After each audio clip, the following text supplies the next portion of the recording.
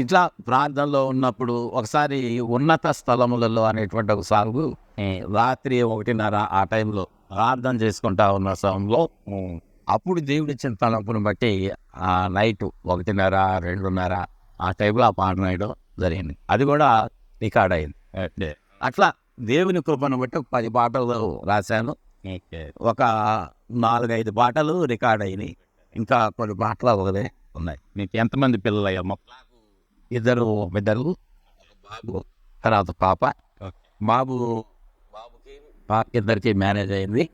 బాబు medical ఫీల్డ్లో ఉన్నాడు. Medical ఎగ్జిక్యూటివ్గా pharma కంపెనీలో మేనేజర్గా చేస్తా ఉన్నాను. ఆ బాబుకి ఇద్దరు పిల్లలు. తర్వాత పాప బాబు BBM చేశాడు హైదరాబాద్లో. తర్వాత పాప హోమియో మెడిసిన్ చేసి హోమియో మెడికల్గా డాక్టర్గా